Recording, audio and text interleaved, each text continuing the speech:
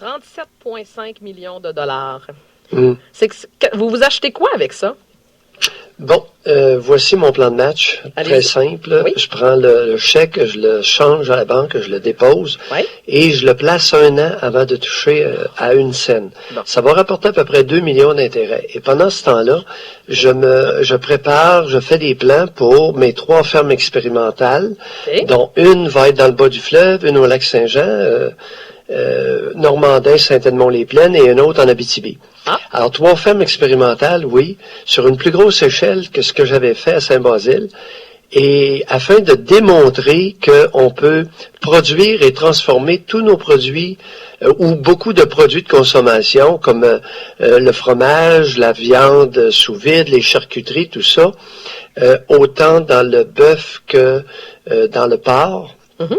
Et ce serait complètement bio, sans intrants, sans herbicides, sans pesticides. Et avec comme résultat, évidemment, que je me ramasserai encore 15 ans sans payer une scène d'impôt. Bon, je savais qu'il y avait quelque chose. Mais vous faites même pas un petit quelque chose, vous achetez pas. Moi qui pensais, je vous voyais vous acheter une cravate ou tu sais, quelque chose de non. Pas non, une nouvelle chemise, non? Pourquoi pas une capine? Vous êtes prêts ce matin. Vous avez le temps de réfléchir. Je vous vois porter, mettons, la capine et la cravate. Vous seriez prêt à vous lancer en politique, Dr Mailloux? J'ai déjà hâte.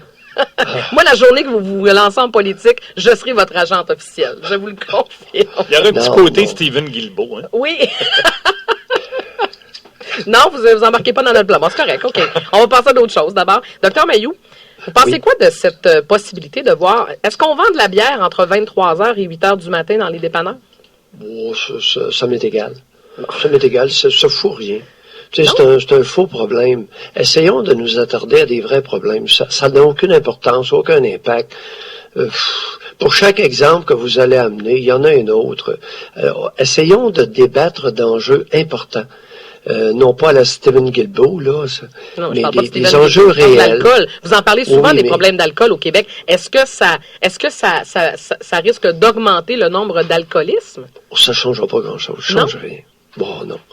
Écoute, Non. ça fait 37 ans que je m'occupe de personnes qui ont des problèmes de boisson, de drogue, de 56 bebelles. Et c'est le genre de mesure, Catherine, Oui. un coup d'épée dans l'eau. Ah oui? On s'en fout.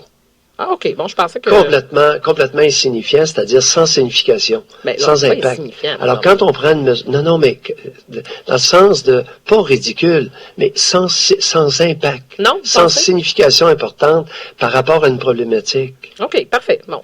Je sais que vous voulez revenir sur le dossier de notre analphabète qu'on a eu hier dans l'émission. Non. Non. Comment ça, non? Tu sais que... Non, en tout cas... Tu me prêtes une intention. Mais OK, c'est correct. Oui, je suis disposé, mais non, je tenais pas particulièrement à y Oui, vous m'avez dit revenir. ça hier. Voyons. Donc, ce matin, voulez-vous qu'on reprenne la OK. chronique? Voulez-vous nous rappeler ou voulez-vous penser à vos affaires? Vous nous rappellerez, ça vous tente pas à 7h15. On peut faire ça plus tard. Lui aussi, c'est mélangé avec le Mais c'est 37 parce qu'hier, millions, là. attendez, là, je vais me défendre. J'ai l'air complètement insignifiante en nom. Non, c'est pas ça que... Oui, on s'est mal compris. Mais allons-y. Oui, mais c'est parce que je trouve correct. ça intéressant, parce que vous en avez, Dr Mailloux, dans votre bureau, des gens qui sont pas aptes au travail. Oui. Ouais. Dites-moi pas non. Alors là, toute cette problématique-là fonctionne pas. Qu'est-ce que vous voulez dire? Et c'est vraiment... Aïe, c'est mal parti, ce débat-là, t'as même pas idée. Sur l'alphabétisation? Ben oui. D'abord, jadis, on nous disait qu'il y avait 10% à peu près d'êtres humains qui étaient de 70 et moins de quotient intellectuel. Oui. Bon, c'est bas, c'est très bas comme quotient intellectuel. Et là, on nous parle d'analphabètes fonctionnels, mais d'individus qui ne comprennent pas un texte d'une certaine complexité. Mm-hmm. Alors, on a passé de 10% d'handicapés intellectuels. Maintenant, on nous dit dans notre DSM-5, 1%. Et là, on nous ramène 53% qui sont des analphabètes fonctionnels. Les chiffres ne marchent plus. Comprends-tu? Ouais. C'est la pagaille dans le domaine du handicap intellectuel. Et là, on nous parle que le handicap intellectuel serait un trouble de développement intellectuel. Ça marche plus, là. Toute cette problématique-là est jamais.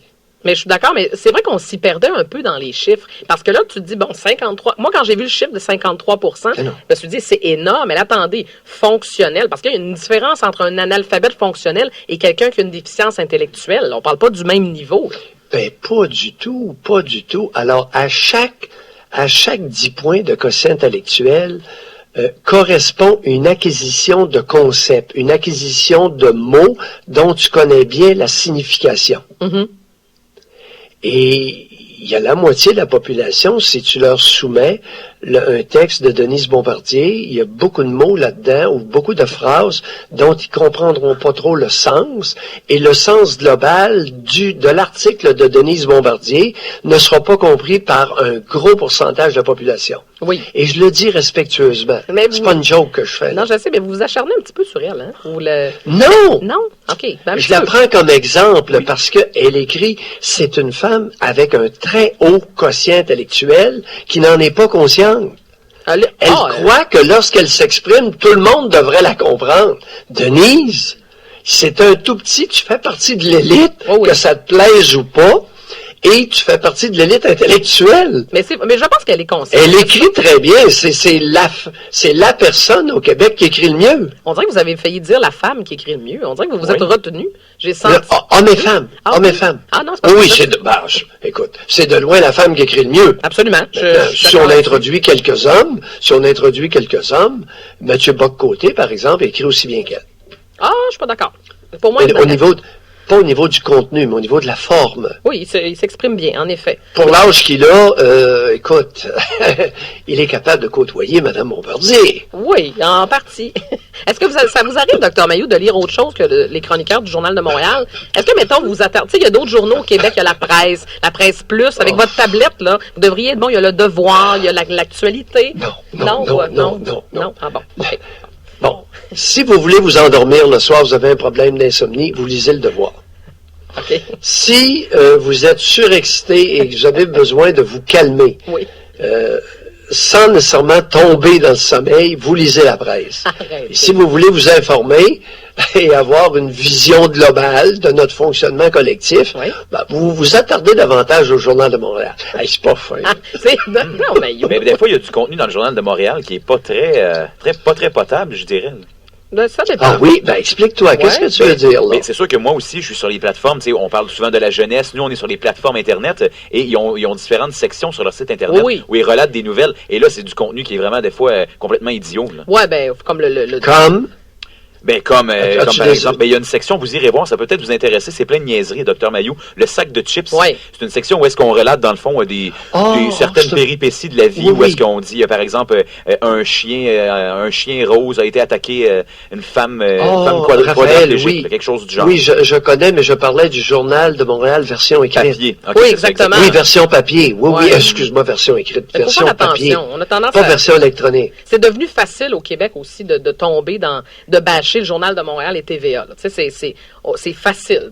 Ça, c'est de la facilité. Il y a d'excellents journalistes dans... c'est pas mon cas. Non, je le sais, mais parce que faut faire attention qu'on est dur un peu. Ouais, le journal papier, c'est-à-dire, le journal papier, maintenant, et même si on inclut la version électronique de la presse, qui n'est plus publiée la semaine, non.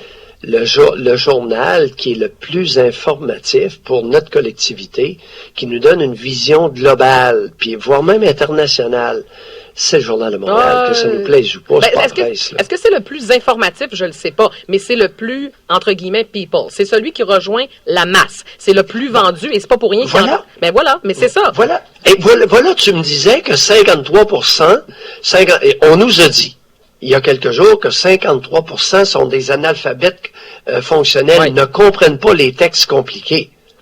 Mais oui, mais essayons et c'est là-dessus que le Journal de Montréal a fait son argent. C'est clair. Il présente des textes dans des articles dans un langage accessible à beaucoup plus de monde que le soporifique Devoir. Et à l'occasion que de grands articles plats de la presse. Oh, attendez, par exemple. Là-dessus, je suis pas d'accord. Regarde, lorsque tu as quelque chose, l'intelligence doit servir à ceci. Oui. à permettre à un individu de mettre en mots clairs ce qu'il a à dire afin de rendre sa pensée la plus accessible au plus grand nombre. Mm-hmm. Je pense qu'on aura avantage à réfléchir à cette phrase-là. Oui, non, c'est bien dit. On va terminer là-dessus, Dr. Maillot. On vous retrouve à 9h30. Non, mais je suis en train de me pomper. Ben non, mais pompez-vous pas. Pourquoi vous... Mais c'est quoi ça, cette histoire-là? La nature nous dote d'une bonne intelligence et on s'en sert pour devenir hermétique, c'est-à-dire pour s'exprimer de façon à ce que personne nous comprenne. Mais c'est quoi cette idiotie-là? On va réfléchir à ça, Dr. Maillot. Pompez-vous pas, par exemple. C'est pas bon, là. Non, mais... Qu'est-ce que ça donne de former du monde, de payer, de dépenser des milliards dans les universités, si lorsqu'ils sortent de là, il y a à peu près, il y a 8% de la population qui va y comprendre, lorsqu'ils vont s'exprimer? Vous avez soulevé un bon point, en effet. Il faut rendre ça le plus accessible possible, et comme média, c'est notre mandat aussi. Mais je maintiens mon point. Allez lire quand même la presse. Et je suis fier de faire partie de notre équipe là-dessus. Oui, bon, ben ça donne bien. Nous aussi, on est fiers de vous avoir. La collectivité qui nous écoute comprend. Et c'est rare qu'il y a des imbroglios, des quiproquos, ou que nos pensées sont mal comprises. Ça peut arriver, mais c'est relativement rare. Docteur Maillot, pour demain, là... on dit quelque chose, on utilise des mots précis, des mots clairs, on y pense avant de parler, et pour que notre discours soit accessible, soit compris. Docteur Maillot, demain, là, pompez-vous plus de bonheur, pas à 7h20. Tu sais, quand je vous lance, là, pompez-vous de bonheur, c'est bon pour l'antenne. Mais non, je vous agace. Docteur Maillot, on vous laisse aller.